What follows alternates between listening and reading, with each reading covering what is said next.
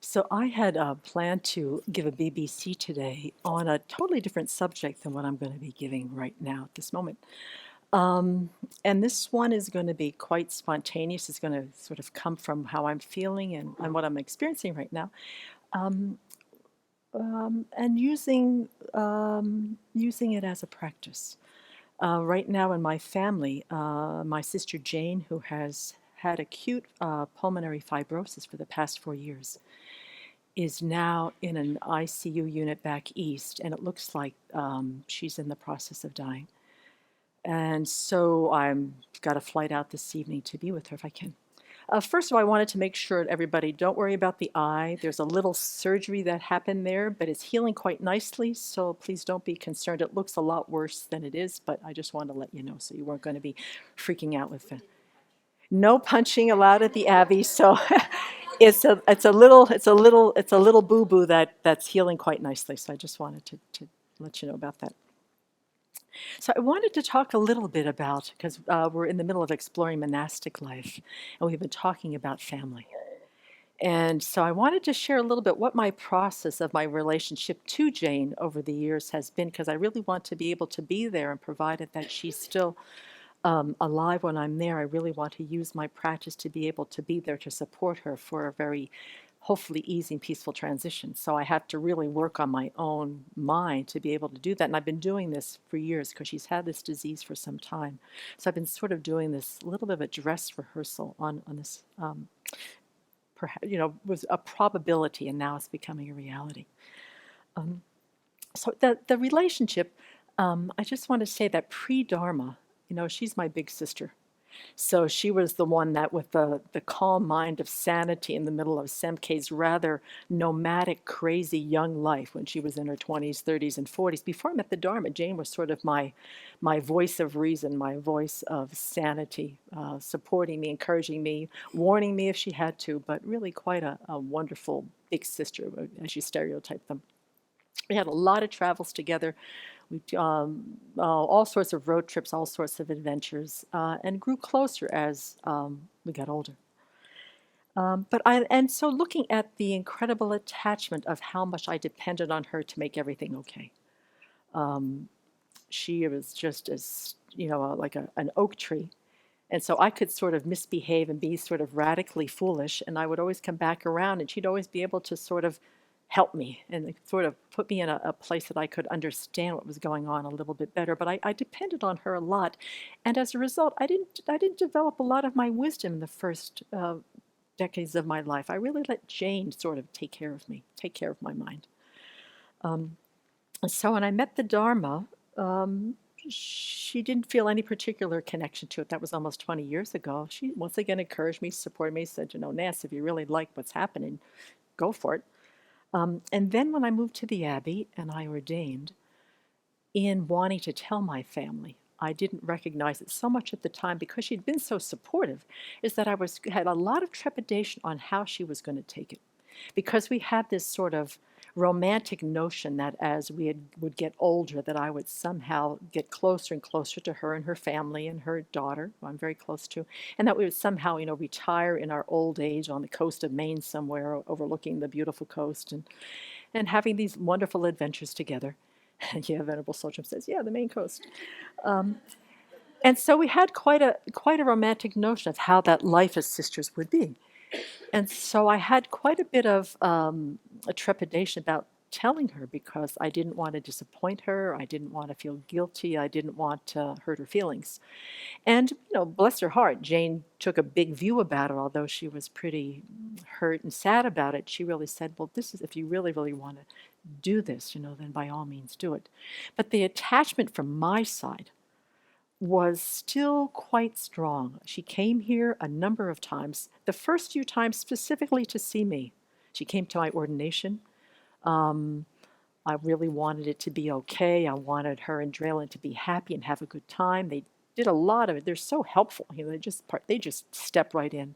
But I was very much attached to how she was perceiving the whole situation. This was her first time at the Abbey, so I wanted to, not only for me to make a good impression, but I wanted the Abbey to have a good impression on my sister and my niece. It was just all this really sticky strategizing and things like that. Um, and so, but what turned out to be extremely helpful being here in community is that because of the guidelines, in which with your family you can contact them, every 10 days or so by either, phone or email. The first few years, I didn't go anywhere over there because, as Venerable said today in the teachings, when you're first a novice, there's just still quite a bit of attachment with the family. So stay close to the Abbey, get your mind strong. And then, if the family wants to come here, they can come within the protection of the community, they can meet everybody. So, as time went on, I got to appreciate the fact that the contact with her was through phones. As I got stronger in my ordination, I would visit her on occasion. She came here, and after a while, the connection was not so much to Semke, but it was to Venerable Chudrin, it was to Venerable Chuni, Venerable Tarpa. She made a beautiful heart connection. She had come for a retreat when Tenzin Kacho was here. It was a death and dying retreat, which she really loved and fully participated in. She'd done some hospice work in her life. And so her relationship to me was there, but she opened it up to where she really loved coming because she felt the connection on a lot of different levels. And for me to be able to work on, I want my sister to be able to generate the causes to meet the Dharma, which she was slowly kind of connecting to, not in a big way, but she was connecting to the community. She was connecting to the fruits of what she saw my practice in community was. And she could really see the changes happening in my mind, that my mind was a lot less despondent and up and down and kind of volatile. She really started to see some really big changes in my mind. So when she had a similar medical emergency a year and a half ago, and the community gave me permission to go to be with her, we were thinking that was going to be perhaps the end of her life. I was able to bring my practice, to bring my relationship to my sister, to seeing her in a much more of a view of a suffering sentient being rather than the suffering of my big sister. It was the suffering of a sentient being under the control of afflictions and karma with this body that is just not working anymore. So I was able to do the white Tara practice with her, which he has kept, somewhat consistently over the past year and a half. She knows it by heart. She knows the mantra. And so when I called her yesterday, she could barely speak. She's on a high flow oxygen. Her body's just really failing. I told her to remember Tara, and I told her to remember about her compassionate heart. And she just barely, she said, it's so hard to do, Semke.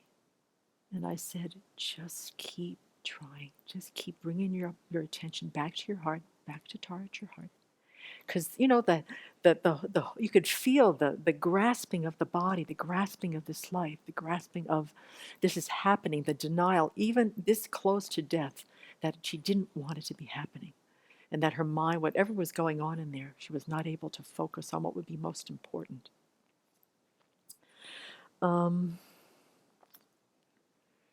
So what I'm hoping to do, because my attachment at this point, because of the guidance of my teacher and the guidance of the guidelines here and my practice and my precepts, is that, the attachment is still there, but it's a lot more manageable. I'm not seeing her through any type of veiled thing. I'm not under a personal distress. I wasn't a year and a half ago, and I'm hoping that I can hold that still. And my deepest wish is to be able to go and to just kind of hold the space for her, to remind her of a good heart. She did incredible things in nonprofit organizations in Vermont. She has an incredible, a great mind for synthesizing people's ideas and conflict resolution and empowering people, mentoring people. So trying to remind her of all the things that she's contributed to the well-being of the world, not to worry about, Draylen and me, and just to kind of hold the space. So I talked to her partner this morning. He said, well, Draylen is really upset. And I said, John, we have to really hold the line for Jane. If any of us have really need to express emotions, we've got to gently remove ourselves from that situation because the hooks are so strong. She loves that daughter beyond words.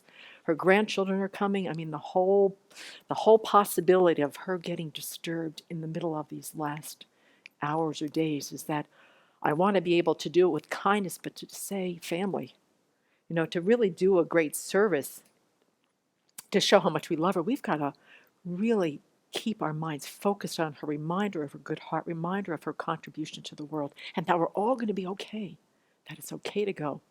And she's smart enough and she's lucid enough, and she's got to, to hear that. And that's what I'm hoping that my role, provided that the karma willing gives me a chance to be there, is to hold that space. And I think it would be a really,